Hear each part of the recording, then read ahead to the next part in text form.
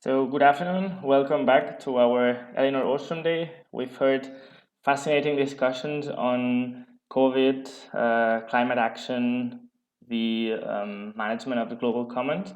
But now, for this last panel, it's time to localize the Ostromian approach to cities and urban governance. And for that, our next panel will be chaired by Professor Sanford Ikeda, Professor of Economics at the Purchase College of the State University of New York. So Sanford, the floor is yours. Thank you very much, Marty. It's an honor and pleasure to be chairing this session. In the previous session, some of the topics I think we'll touch on were touched on there. I think Nick may have mentioned the term market urbanism, which pops up amongst a lot of us classical liberal urbanists. And so this session on a Ostrom in the city, housing, policing, and the future of urban governance. We have a distinguished panel, and I will introduce each one of in a little more detail in a moment as they go into their talks. Amina Gorbani, John Myers, Nathan Goodman. But I just wanted to say that I did have one opportunity to meet and chat with Eleanor Ostrom several years ago, and some may know that I'm a big fan of Jane Jacobs. Jane Jacobs is the American urbanist, economist, sociologist who's been very influential in urban policy, urban planning, and so forth. And I asked Eleanor Ostrom what she thought of Jane Jacobs, and I recall her saying very distinctly, "Oh, I'm a big fan of Jane Jacobs." And unfortunately, we didn't get a chance to pursue that. But I think that given that connection between them and my connection with Jane Jacobs and this panel, I think I think there's some wonderful complementarities. Okay, enough about me. I think I will introduce. I've given some nice notes on each individual, and I will convey them. First of all, we'll hear from Dr. Amina Gorbani. Amina Gorbani is an assistant professor at the Engineering Systems and Services and Technology, Policy and Management at Delft University of Technology. She is also an affiliated member of the Institutions for Collective Action at Utrecht University. Her current area of research is understanding the emergence and dynamics of institutions using modeling. She is interested in how bottom-up collective action emerges and how institutions emerge and change within communities. Now, some questions that I'd like to present, and please elaborate on all of these or any of them in the time that you have. So although Austronian principles have been applied to all kinds of collective governance problems, they haven't been widely studied and applied to these kind of common pool resources, haven't been applied to urban commons. And I think it was mentioned earlier that that's where Eleanor Ostrom actually started. So can the Ostrom design principles be applied to cities to rethink the governance of cities and the management of the resources? What is the potential of urban commons for building community resilience? And what is the role of trust and social capital in urban governance systems? So Amina, go ahead and elaborate on any or all of this. So thank you for the introduction. Yes, indeed, I've been working on urban commons for quite some time now. And well, I study how they can be better governed. And for urban commons, you could think of urban gardening, for example, where some citizens just share a piece of land to grow crops, or gathering places to play games, for example, restaurants, community energy even. So you could even go more technical and think about community energy systems and also waste management all collectively. And in addition to their governance, I also studied how they can actually be resilient themselves. I'll get to that in a minute, and how they contribute to urban resilience. And of course, I've been using Lynn's theoretical insights extensively, but in combination with modeling and simulation, which is my area of expertise. And I heavily use empirical data in my simulation. So it's really a combination of empirical study plus and simulation. Yeah, and the theoretical perspective that I want to reflect on a bit more in this short talk is are the 8 design principles of Ostrom. So in an urban setting, when we talk about the design principles, the question is, do we define boundaries, for example, for a garden? Do we literally put fences around the garden that we're sharing among citizens? Or do we make a balance between the benefits and costs? So does the person taking tomatoes from the garden has to work this many hours on the land to be able to take this many tomatoes? And so on. How involved should ordinary members be in the decision making? So if you decide to have a birthday party in a gathering place, for example, should everybody have a say and vote for this particular party? Or is it just the board of that community deciding about the rest? How much monitoring should we do about the crops being taken from the garden? What form of sanctioning? Do we want to tell people off, or do you want to throw them out of the garden? So there are actually a lot of questions like this popping up. And then even a more important question related to the design principle is the recognition of the government. So the recognition of the government, does the municipality, for example, recognize that these people are actually governing, managing a piece of land, for example, together collectively or not? And this is really important, especially in terms of property rights. So many municipalities, for example, support these initiatives and provide land for them for free, for example, and others don't. So this recognition is actually a very important component for the urban commons in relation to the design principles. And then the question is, can the Ostrom design principles be applied to cities to rethink the governance of these cities and the management of their resources? Yes, definitely. They are all relevant, actually, but not in the same way that have been used for traditional commons. I'll get to this point a bit later in my talk, but I also want to reflect on their importance on the governance of cities. So maybe 1 or 2 gardens in the city don't really make a lot of difference, but just think of a situation where the lessons learned and the success stories are shared among communities, and they just start spreading and growing in the whole city population. That's actually going to make a huge impact. Because then the role of the government or the municipality in the city changes from governing and controlling to just like mere support, because there are lots and lots of shared resources in the city. You won't believe how many different ones there are. And if they're all being managed by the citizens themselves, it makes it way more environmental friendly and sustainable.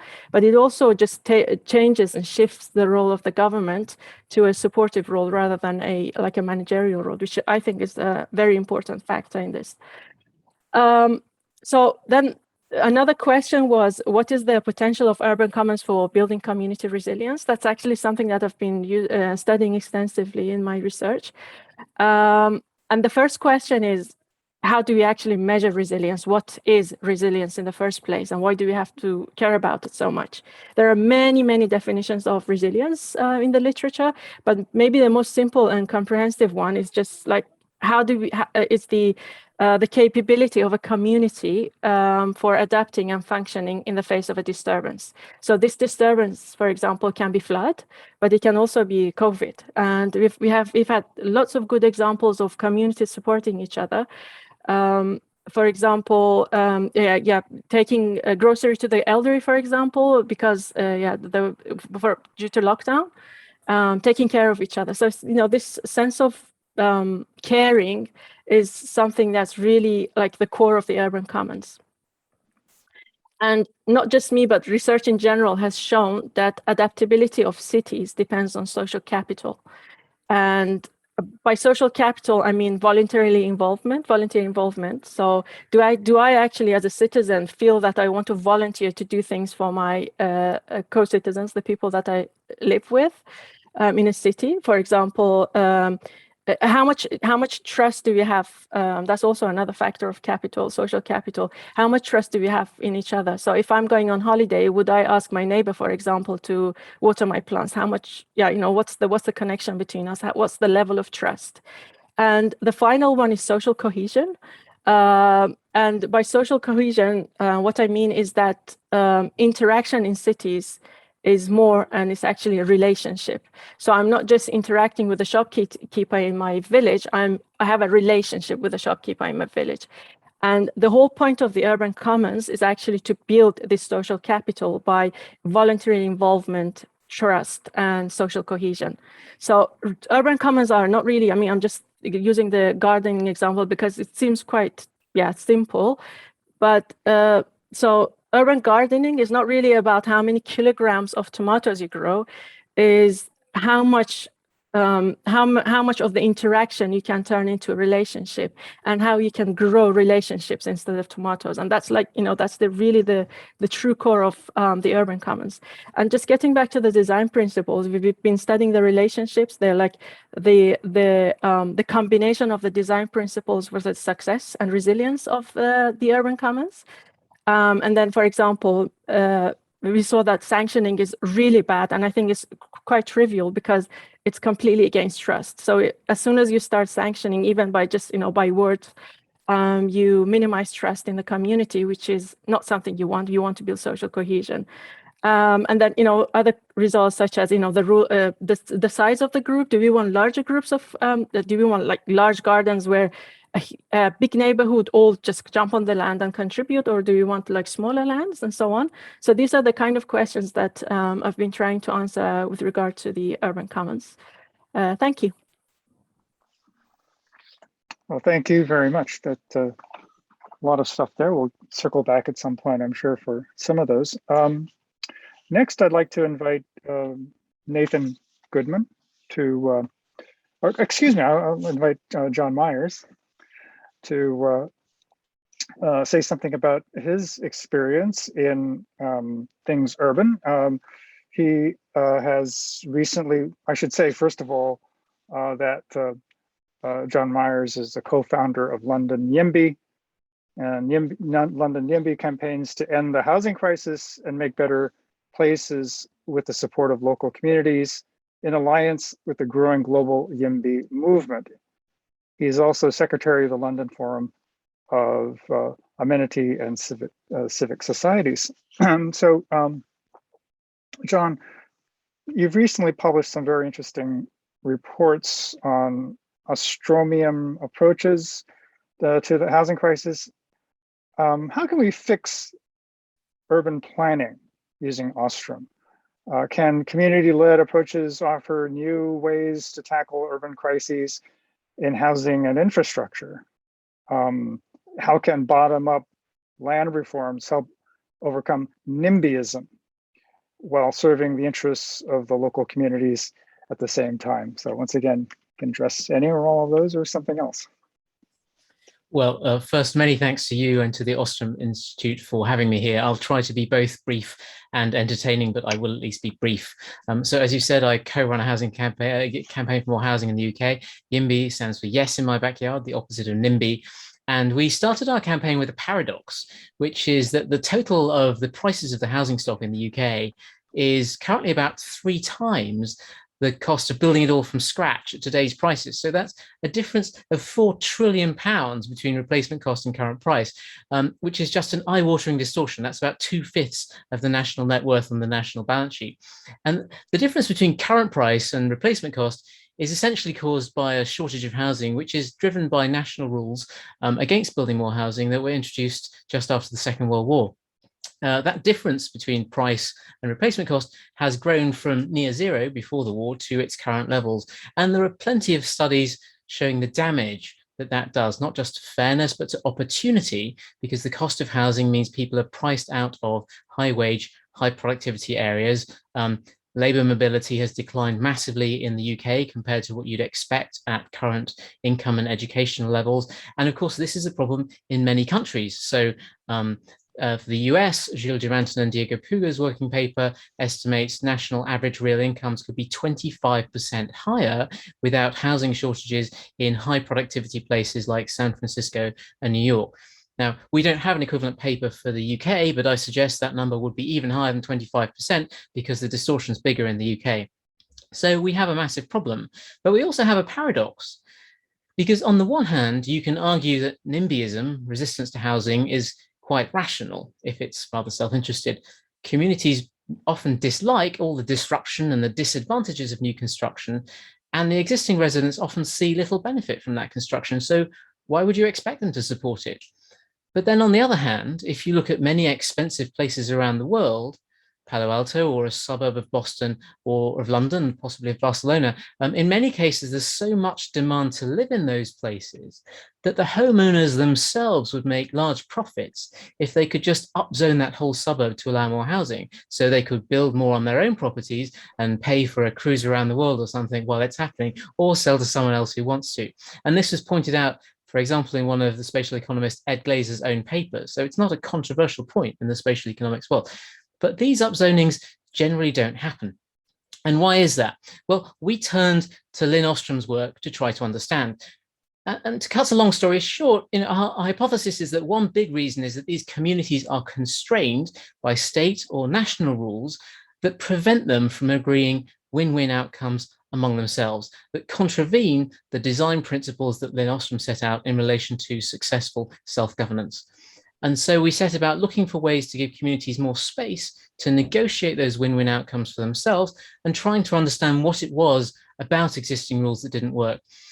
And to skip to the conclusion, ultimately, we think it's very difficult to create frameworks that deal with all of the multiple, huge and complex and different spillover effects of construction in an existing urban commons.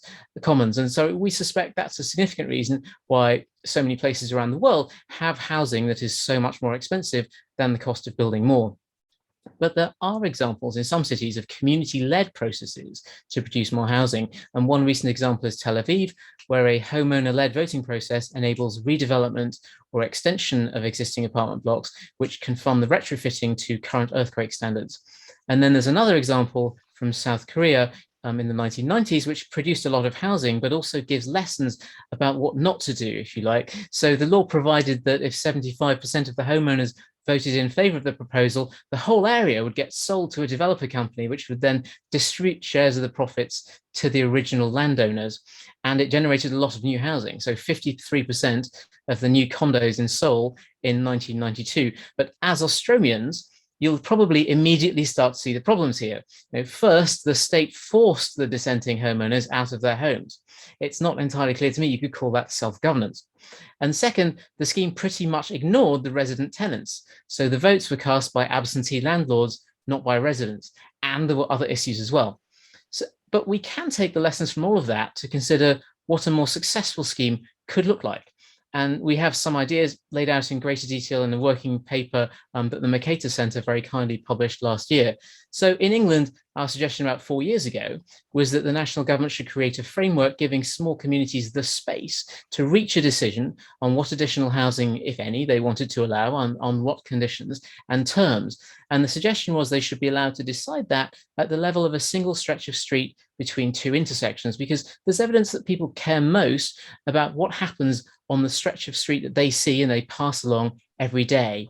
And there's a great paper by Ron Okerson in the Ostromian vein talking about community-led rejuvenation on the basis of exactly those sorts of street segments in Buffalo in the US that I highly recommend. So we call this idea street plans, and we've built up a large coalition in support in England of trying the idea across parties and including planners, architects and community groups. And the American Planning Association kindly published a short pamphlet on them this summer. And in England, the government expressed interest in them last year and then last week announced that it was going to proceed with them. So we're not there yet, but it's hopeful. And we hope that kind of idea will allow communities to internalize pretty much all the externalities of new construction and weigh them against and capture the benefits. And so we think the examples of Tel Aviv, Seoul, and other places give strong reason to think that if it's done well, it could produce quite a lot more housing in ways that local communities are happy to support. Thank you. Thank you. Fascinating. Well, I'm sure we'll circle back to some of those as well in our discussion. Next, I'd like to introduce Nathan Goodman, who is currently a postdoctoral fellow in the Department of Economics at New York University, where he is affiliated with the program on the foundations of the market economy. His research broadly focuses on political economy, applied microeconomics, market process economics, new institutional economics, and defense economics. He analyzes how alternative institutional arrangements shape the provision of security.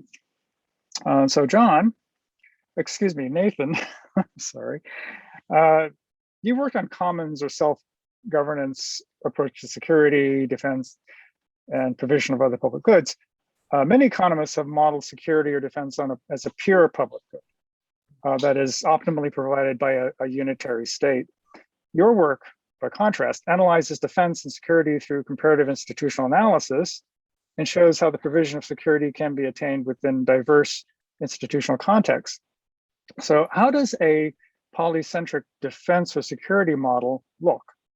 How do Ostrom's ideas on decentralization, devolution, and diversity help shift paradigms in our thinking about policing? You have the floor.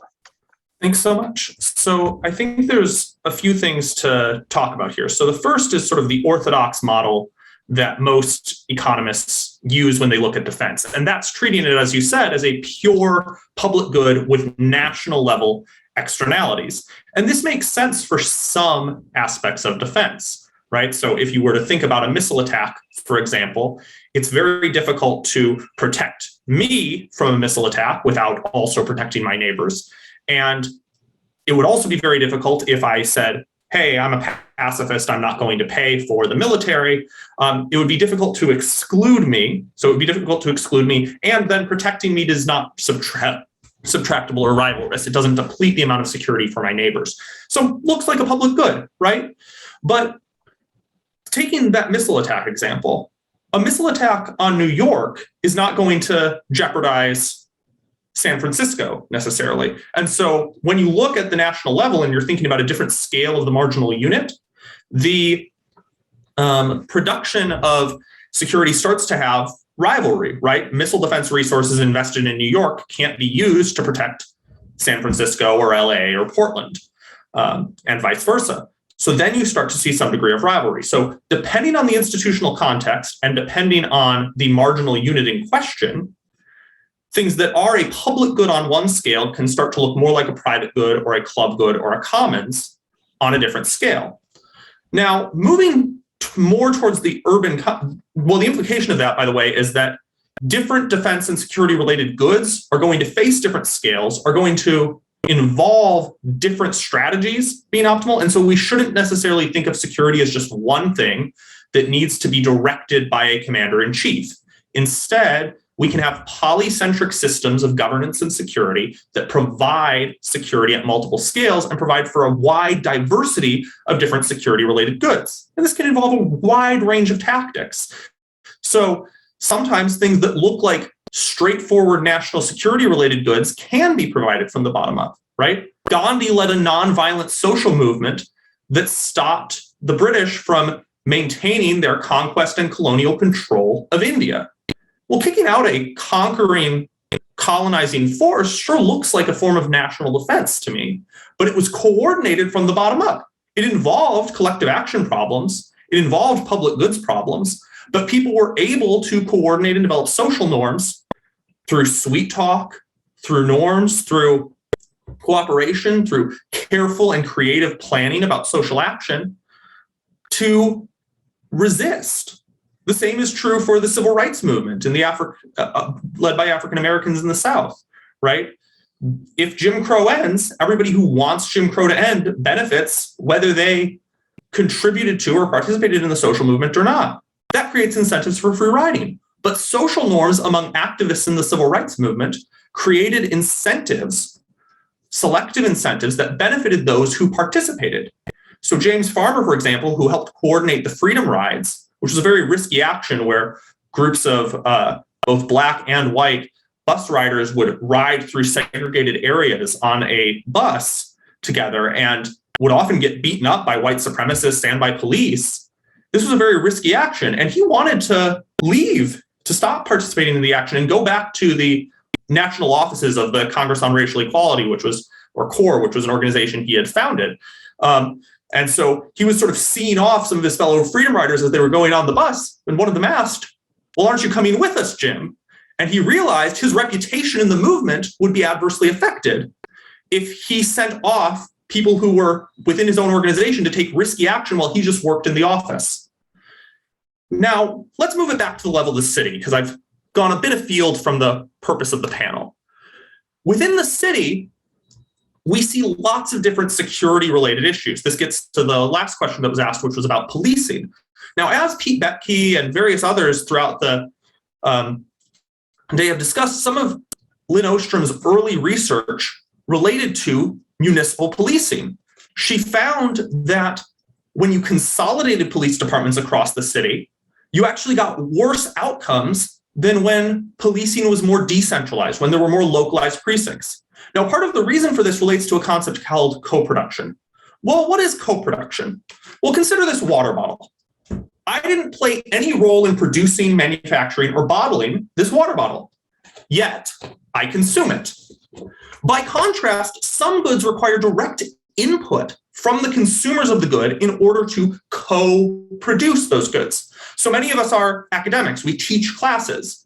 Well, some of the aspects of the quality of the education provided in our classes depend on us, depend on the amount of lecture prep we do, depend on the quality of the assignments we design, and so on. But some depend on students' contributions to the class discussion. They depend on whether students do the reading. They depend on what students do to co-produce an education. And the same is true for security. No matter how many cops you put on the street, you're not going to produce as much public safety if citizens don't lock their doors, if citizens are unwilling to talk to the police, are unwilling to report crimes, if there's strong anti-snitching norms, and so on. And so part of the puzzle of how we produce security within urban areas depends on there being local police departments with local knowledge that can get community buy-in. And part of the reason we don't have that is that police have become militarized and their attention has been shifted towards national level programs that make their funding and the resources available towards them contingent on them taking aggressive approaches that are led by the federal government, at least within the US, right? So they receive weaponry, excess weaponry from the Department of Defense through what's called the 1033 program. They engage in civil asset forfeiture, where they essentially get to take people's stuff without due process and auction it off on the suspicion, the mere suspicion that it was used in a crime.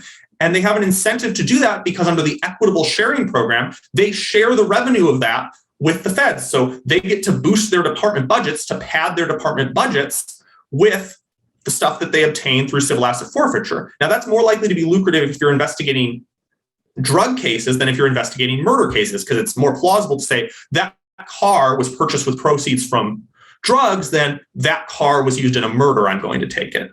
So that distorts police incentives away from community needs. And so part of what you want is you want to tie police incentives more to the local community level. The other thing you want to realize is that a great deal of public safety happens outside the state, happens beyond markets and states. It happens because of what Jane Jacobs described as, for example, eyes on the street.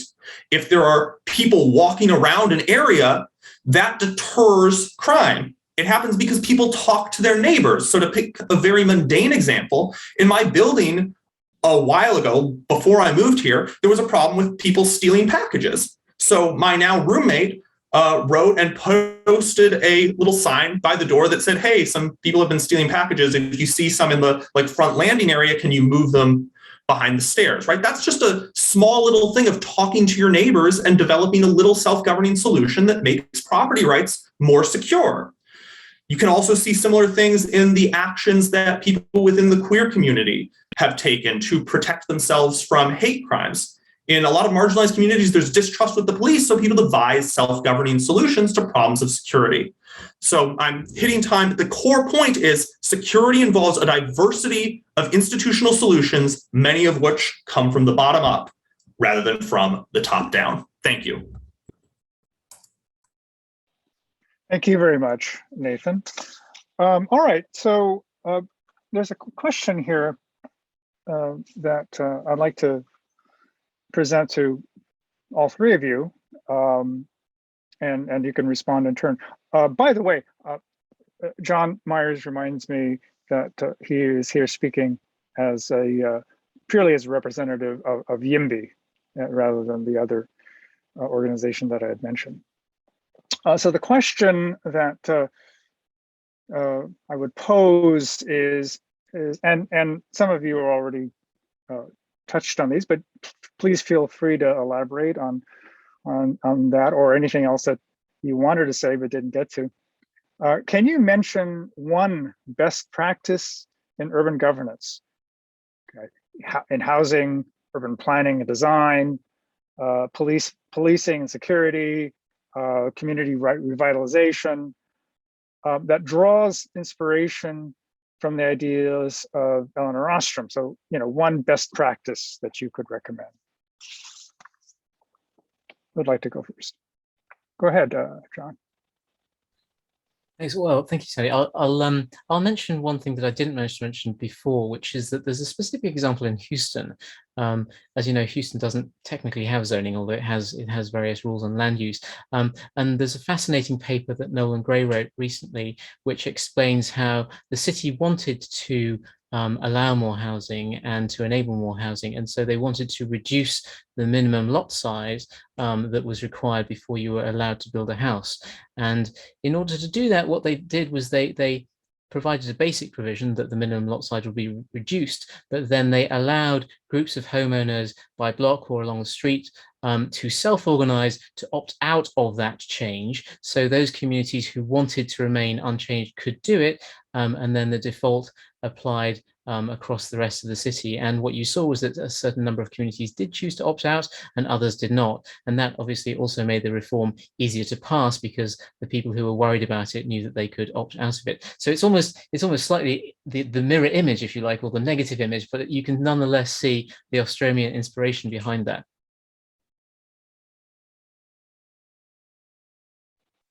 Very good. Nathan or Amina? So I think one core best practice that we get from the Ostroms across their research program is a sort of pushback against really highly specific ideas of best practices. So one thing that Elinor Ostrom said all the time was there are no panaceas. So I think that one thing that their research program really counsels us toward is humility on the part of outside experts and focusing in our policy advice more on creating frameworks that allow people to creatively discover solutions that work in their local context rather than imposing any particular solution from the top down. So within my own area here of public safety and security, I think that one big thing that we should move towards is trying to get a lot of the things that are coming from the top down and making security provision more antagonistic out of the way, and then see what people come up with from the bottom up, create space from the bottom up for people to come together and devise better ways to provide security that is attentive to their own community's local needs. Yeah, and I'm just thinking of examples where the people involved actually know about Ostrom, and I could only think of one place. The others have no clue that they're doing what Ostrom was telling them to do. And it's a neighborhood called Slaughterham in Amsterdam. And it was a former industrial zone, so the soil was actually polluted, and it was a cheap area. But they managed to clean the area, and just what they did was to make it a living lab. And it's actually organized by one of the parties is AMS, which is Amsterdam Metropolitan Institute. I don't know, something. And they are really aware of the Ostromian way of thinking, and they're heavily investing on, really learning from the principles and other theoretical insights of Ostrom to help these people manage themselves, the area. So basically, it's been given to a number of citizens, the land, and they have to build their own houses, manage their own waste. So it's very circular, so it's completely circular economy driven. manage rainwater, manage their gardening, everything. And yeah, so that's kind of, it's been there since 3 years ago. And so far there are a couple of houses being built, but it's just, and there are some community gathering places. So I can't really talk about success stories of them, but I can say that it was inspired by Ostrom's findings. Very good, thank you.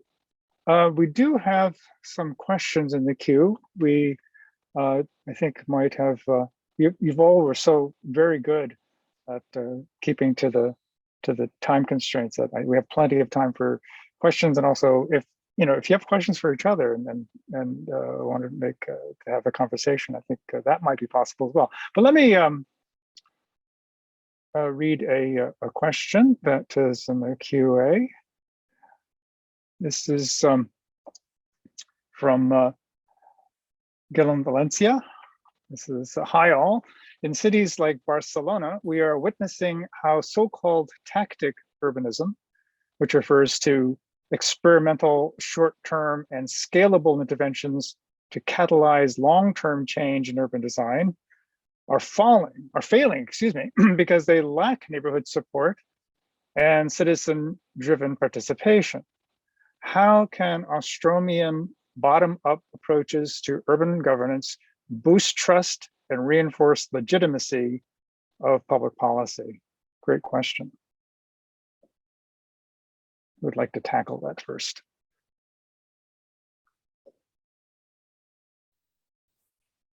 Go ahead, John.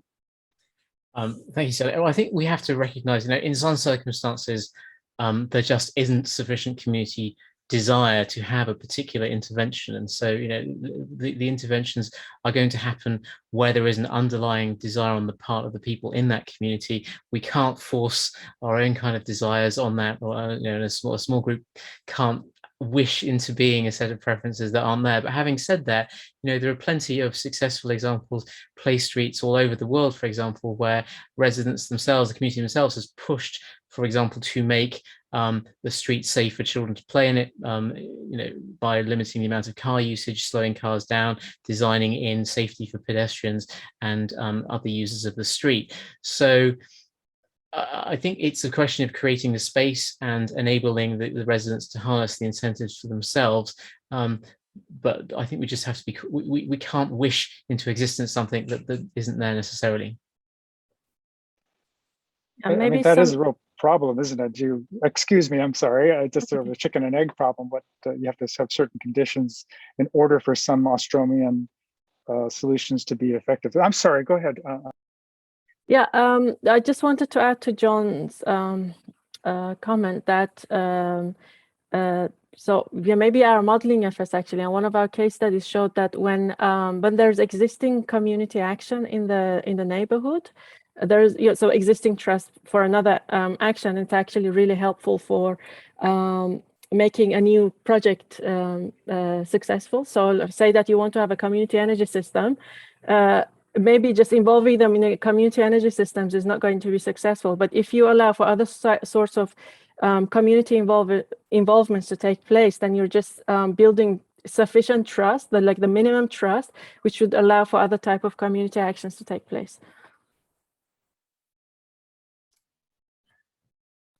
I think that's, sorry. So I think that's exactly right. And one thing that I'd add is, I think one thing that sounds good about the tactic urbanism as described is the experimental, short-term, and scalable attempt thing, right? So you try out experiments on a local level and then try and scale them up and apply them elsewhere. The issue is you need to have local buy-in for the experiment to work the first time. So it seems like one thing you could do is find the local action that's already happening, the stuff that Amina's studying, for example, all these different local attempts. Find those, try and develop more support for them if there's additional infrastructure that they need, and then document them, make them available in some sort of accessible form for other organizers in urban communities to see, oh, this is a solution that's been tried. Could I try something like that in my community? And so promoting networks among already active people within communities seems like a better way to scale up existing workable self-governance models rather than outside experts saying, let's try this intervention here and then scale it up. Well, an exogenously imposed intervention is much less likely to work than an endogenously developed bottom-up program that then could be spun out, but spun out to communities where people hear about it, say, oh, well, that seems applicable to the problems and action situations I'm facing. Let's try out something like that here. I'm just wondering how something like that gets communicated from one location to another. You know, is there a role for the municipality to coordinate those kinds of innovative solutions, or private organizations, and that's voluntary organizations that are suited to do this? And also, I'm curious about the role of social media and new technologies in facilitating this. I don't know, just some thoughts I'm throwing out if anybody has any response. Yes. Yeah, I mean, I agree. I agree. The municipality certainly can play a role. I would see probably the most helpful and most effective role to be just simply spreading information about practical schemes. You know, that there's often an information problem, and so that's not imposing things from above.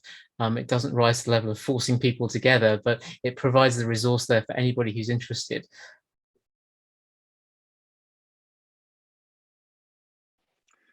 Okay, all right. Under the Q&A, there is one other, not really a question, but an observation from Nathaniel Snow, who says that there is also certainly competition within a polity for provision of security. Getting back to the earlier conversation, representatives compete to have military bases located in Indiana. You're muted. If anyone has anything to say in response to that, please. So, I mean, I think that's exactly right, that there's competition within polycentric political systems to receive various benefits associated with the national security apparatus. And that can take a variety of forms. In some cases, it's competition for resources that will benefit the local community's security. And so that might be something like, we want certain resources that have been developed by the national security state in some way to be used locally to improve our security. So this might relate to federal transfers to police, which I see as highly problematic, but could be in some cases desired by a local community. But the military base issue seems, to me at least, and I'm open to correction on this, but it seems to me more like a sort of local rent seeking. They're seeking the economic benefits of bases, I think is often the case, where a congressperson can be quite popular if they allocate military resources, say in the form of a base, to the local community, to their jurisdiction, because that creates jobs in their district. It stimulates particular forms of local economic activity. So it seems to me that this is akin to a lot of the other log rolling and rent seeking type functions that we see in national level public choice processes.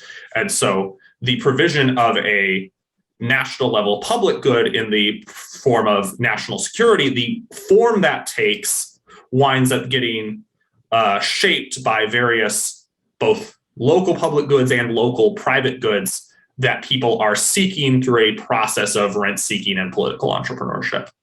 That's at least the way I'd look at it, though I'm very open to hearing about alternative thoughts on this. Any other thoughts on this? There's a question in the chat that I can get to, and I'll do that right now, from Javier Kerr, who says, many scholars working on countries like Afghanistan have pointed out that top-down state building does not work because of its poor fit with the regional customer institutions, highlighting Ostrom's idea of contextual or localized knowledge. How do you think institutional design can integrate these learnings so that we don't repeat previous mistakes? So one thing I want to do in response to this is plug some work by scholars who have done a lot on these issues. So Jennifer Murtazashvili of University of Pittsburgh does a lot of really good research in the Ostromian tradition on customary governance institutions and land rights and so on in Afghanistan. And so if you want to understand what type of institutions have been operating from the bottom up in Afghanistan, and how various forms of nation building efforts and external development efforts have not meshed well with those local institutions in a manner that wound up contributing to the current disaster that we see there, I would highly recommend looking into her work. The other sort of body of research that I think is really important for understanding the failures of these external state building efforts is the work of Chris Coyne. And of course, I'm biased because Professor Coyne is my dissertation advisor and my frequent co-author, but Chris's work in books such as After War and Doing Bad by Doing Good highlights that attempts at nation building and humanitarian intervention involve what F.A. Hyatt called a fatal conceit, right? There's a pretense of knowledge, an attempt of outside interveners to impose a set of projects and plans upon a society that they don't understand, often directly by force, in a way that's going to invite conflict with the on-the-ground decision makers within a society. And so I think to integrate the things we've learned from these failures so that we don't repeat previous mistakes, the first thing that we're going to want to do is take a more humble approach. Recognize that external intervention can't design liberal institutions from scratch and impose them on societies, that instead moves towards improvements in institutions have to have local buy-in and have to come from the bottom up. And so what we should be doing instead of trying to plan operations for nation building is, one, removing the barriers that we place in the way of people improving their position. So people should, for instance, be able to be free to move from societies. Bobby previously mentioned the importance of exit and entry for polycentric systems. Well, if people are free to leave societies like Afghanistan, that's going to result in a process of Tibu sorting. It's going to impose some competitive pressure on more local governance institutions so that decision makers have some incentive to improve if the feedback that they're getting is people are leaving. Opening up trade allows for similarly processes to come into play where we have both the benefits of trade for peace, as well as the benefits of it opening up the options that are available to people on the ground.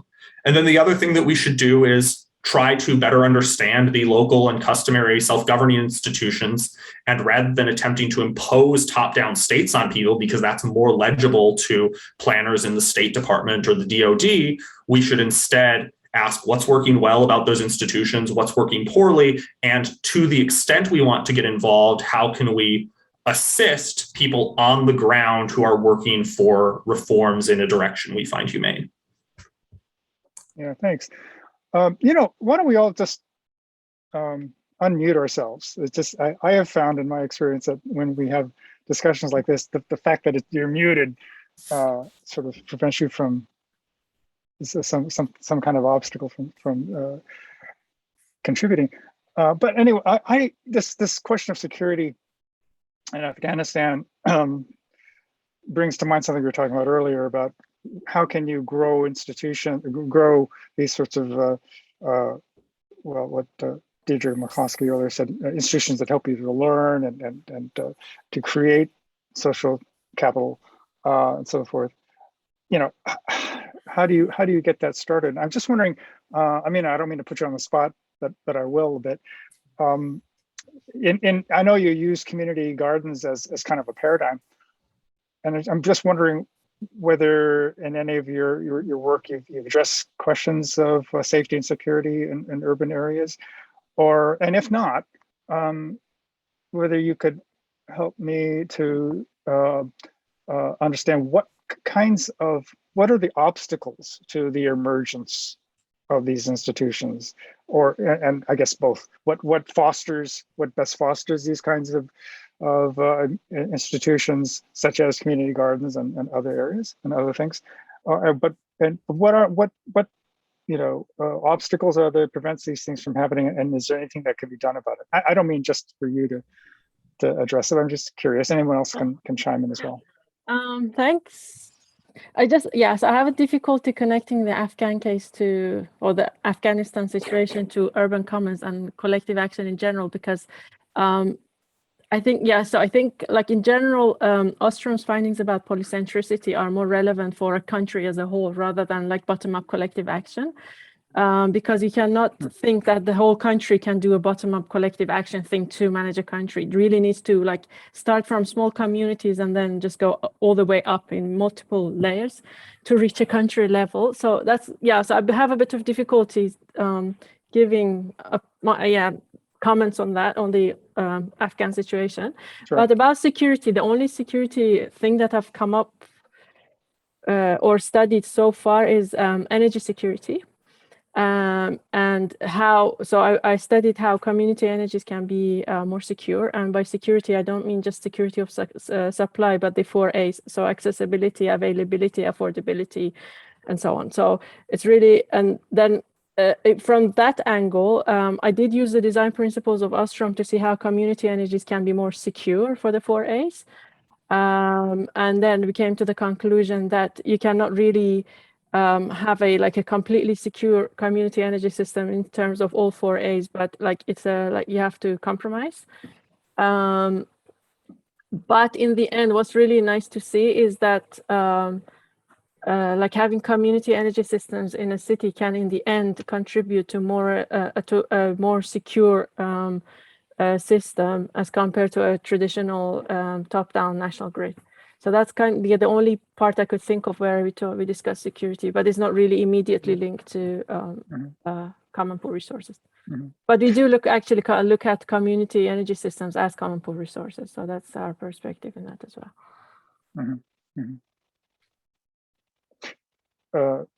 I sometimes get the impression, particularly from classical liberals and libertarians, that the main obstacle to the emergence of these important social institutions and social order is government regulation.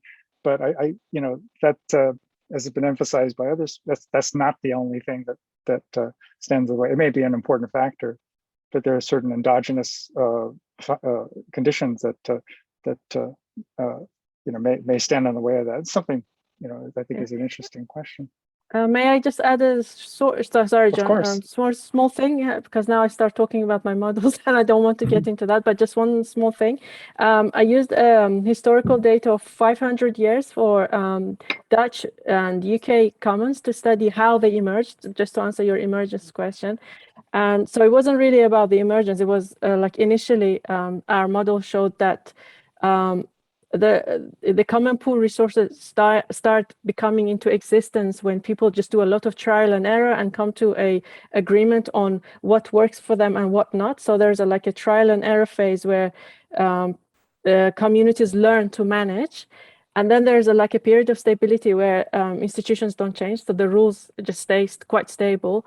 And then towards the end, before the commons die out, so the dissolution of the commons, there's again a rapid change of institutions towards the end. So that the historical data showed this, and then we wanted to study the reason why there's so much institutional change in the end and why the commons die. So that was kind of our question, and we saw that it's actually there were some environmental shocks as well, floods, etc. But what actually led to the dissolution of the commons, their death, was taxes. So it was really pressure on the people, so social pressure on the people to pay constant taxes to the government that actually killed the commons, not really environmental shocks and other factors. So it's a long story, but I just wanted to reflect on how a model can show the start and the end of a common pool resource. Fascinating, important stuff. There is a question in the Q&A, and oh, sorry, John, did you want to say something? Just super briefly, just on the question of security, the Okerson paper I mentioned on community-driven rejuvenation in Buffalo very extensively touches on the question of security, and that rejuvenation on a street-by-street basis enabled the reduction of crime, pushing out drug dealing and other crime.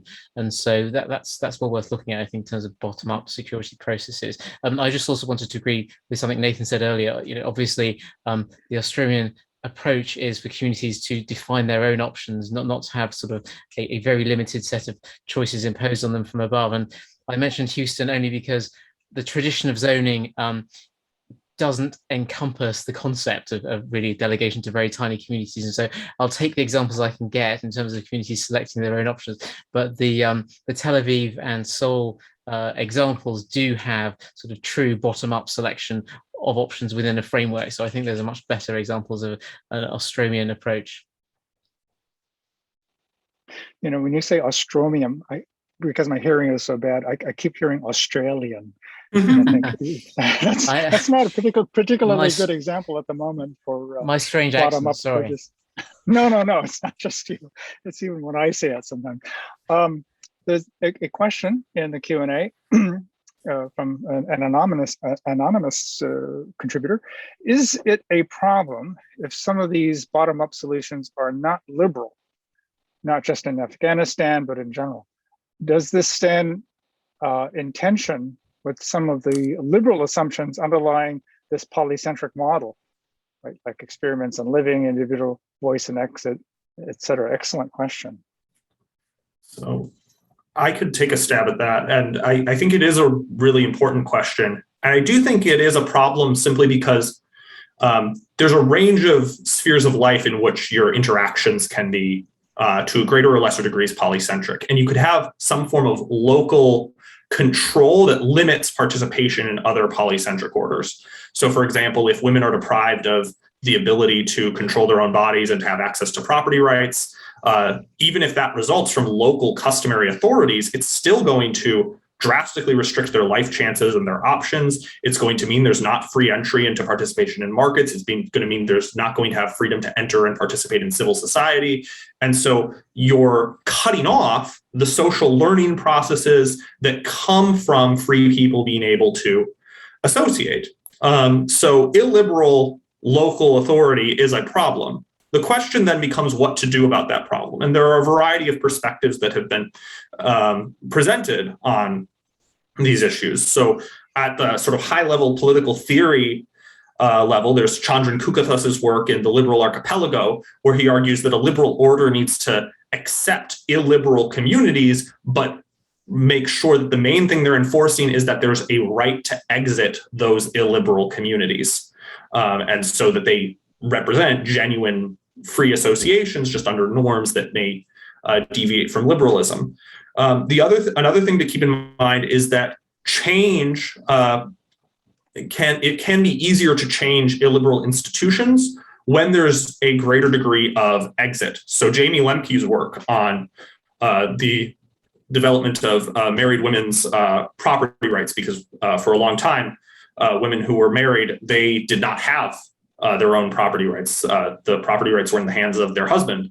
But the Married Women's Property Acts in the United States wound up expanding women's access to property rights. Well, how did those come about? Well, Lemke argues in an article in Public Choice that interjurisdictional competition, in other words, people being able to exit in large part due to the existence of the movement towards the Western frontier, but as well as the federalist nature of the American political system, meant that places that needed more people to sort of build up, they tended to adopt these Married Women's Property Acts and expand married women's access to property rights and therefore their individual autonomy more.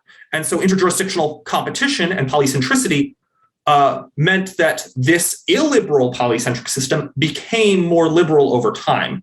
Another thing that can be helpful is social movements. So Michaela Novak has a book on social movement called Freedom and Contention, Social Movements and Liberal Political Economy, where she uses a very Ostromian as well as some Austrian and public choice insights to talk about the role that social movements can have in pushing for greater freedom. What I think we don't want to do to try to address problems of illiberal cultures and communities on the local level is adopt an orientation of liberal imperialism. So many people think that the United States has to be a liberal hegemon that imposes liberalism upon the world by force. You will be free or you will get bombed, right? That sort of attitude, I think, is very counterproductive for the simple reason that militarism undermines liberalism. So you can start out with the best of liberal intentions, but maintaining a large military apparatus means that people will adopt an interventionist mindset, will experiment with new tools of social control, and that this will tend to undermine liberalism because it will tend to result in an expansion of state power, a greater centralization of power, and the development of things like police militarization, mass surveillance, torture, border militarization, and other civil liberties abuses that ultimately undermine liberalism. Chris Coyne and Abby Hall argue this in an excellent paper called Empire State of Mind, the Illiberal Foundations of Liberal Hegemony. Okay, we have maybe a minute or so left, I think. And someone like to have the last word here, or shall we leave it there? Something you've been dying to say or communicate? Okay. If not, thank you very much, each of you, for your very interesting and informative presentations. And so at this point, I'll hand this back over to Marty.